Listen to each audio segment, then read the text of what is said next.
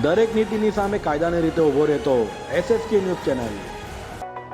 સુરત મહાનગરપાલિકા સંચાલિત સ્મીમેર હોસ્પિટલ હવે પેપરલેસ સિસ્ટમ ઊભી કરવાની દિશામાં આગળ વધી રહ્યું છે। હોસ્પિટલ ઇન્ટિગ્રેટેડ મેનેજમેન્ટ સિસ્ટમ હેઠળ સ્મીમેર હોસ્પિટલને સંપૂર્ણપણે કોમ્પ્યુટરાઇઝ્ડ કરવાની તૈયારીઓ ચાલી રહી છે, જેથી આગામી સમયમાં દર્દીઓ અને તેમના પરિવારજનોને કેસ પેપરથી માંડીને તબીબને તપાસ કરવામાં સમયનો વેડફાટ થશે નહીં। સુરત મનપા સંચાલિત સ્મીમેર હોસ્પિટલમાં કરોડો રૂપિયાના ખર્ચે ટોકન ડિસ્પેન્સર મશીન સહિતની સુવિધાઓ ઊભી કરવામાં આવી રહી છે, જેને પગલે વિવિધ વિભાગમાં ટોકન ડિસ્પેન્સર એટલે કે ટોકન મશીનો મૂકી દેવામાં આવ્યા છે। સાથે જ અલગ અલગ OPDથી લઈ કેસ બારી ડિસ્પેન્સરી વિભાગમાં પણ LED મૂકવામાં આવ્યા છે। આખી સિસ્ટમને લિંક કરવાની કામગીરી પૂરજોશમાં ચાલી રહી છે।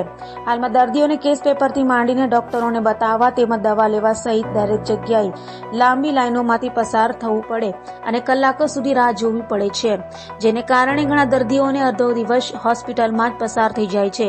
જો કે આ પેપરલેસ સિસ્ટમ શરૂ થયા બાદ દર્દીઓને આ તમામ પડોજમાંથી રાહત મળશે।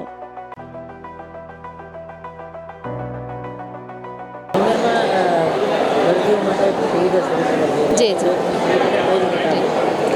જય દ્વારકાધીશ। મને કહેતા ગર્વ થાય છે કે સ્મીમેર હોસ્પિટલ એ મધ્યમ વર્ગ અને ગરીબ વર્ગ માટે આશીર્વાદ સમાન છે અને સુરતની સ્મીમેર હોસ્પિટલ એવી છે કે જે મહાનગરપાલિકા સંચાલિત ગુજરાતમાં ફર્સ્ટ હોસ્પિટલ છે અને આદરણીય વડાપ્રધાનનો પણ ખૂબ આગ્રહ છે કે છેવાડાના લોકો સુધી આરોગ્યલક્ષી સેવા પહોંચવી જોઈએ।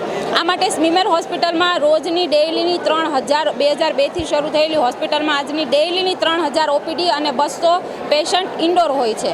એટલે આ દર્દીઓનો મોટાભાગનો સમય એનો લાઇનમાં ઊભા રહેવામાં, કેસ કઢાવવામાં, દવા લેવામાં, દરેક OPDમાં જવામાં નીકળી જતો હોય છે। એટલે દર્દીઓને સગાવાલા ખૂબ હેરાન થતા।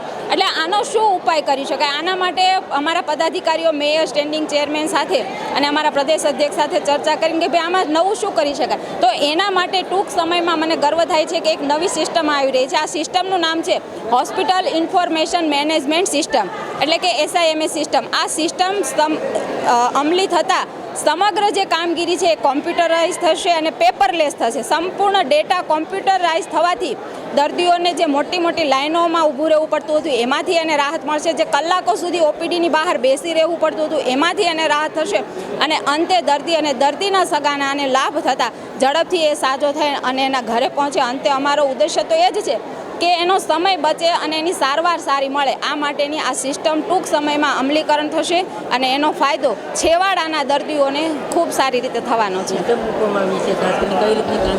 જી જી આ સિસ્ટમ એવી છે કે જ્યારે દર્દી એન્ટર થાય છે તો એન્ટર ગેટ ઉપર જ ટોકનના 2 મશીનો છે, ટોકન મશીન, ત્યાંથી અમારા માણસ પણ ઊભેલા હશે કારણ કે નવી સિસ્ટમ છે એટલે દર્દીઓને સમજતા વાર લાગશે। પણ 4G, 5G અને 6Gનો જમાનો છે તો સિસ્ટમ સાથે અપગ્રેડ થવું પણ ખૂબ જરૂરી છે।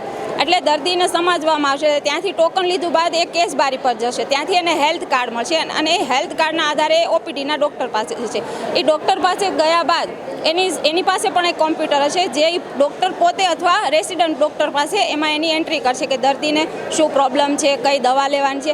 આ સમગ્ર ડેટા એને દવા બારી પર અથવા એને જો એડમિટ થવાનું છે તો ત્યાં એ જગ્યાએ પહોંચી જશે અને એ દર્દી ત્યાં જશે। એટલે આખી સમગ્ર સિસ્ટમ કોમ્પ્યુટરાઇઝ હોવાથી અંતે એનો લાભ દર્દી અને સગાવાલાને થવાનો છે અને ખૂબ સારી આ સિસ્ટમ ટૂંક સમયની અંદર આ સ્મીમેરમાં શરૂ થવાની છે। એટલે આના માટે તો મારા શાસક પક્ષ, અમારા પદાધિકારીઓની એક હંમેશા રહ્યું છે કે દીર્ઘ દ્રષ્ટિ, કુશળ વહીવટ અને ખૂબ સારી કામગીરીના અંતે દર્દીઓને લાભ થાય એ માટેની કામગીરી સ્મીમેર હોસ્પિટલમાં થઈ રહી છે।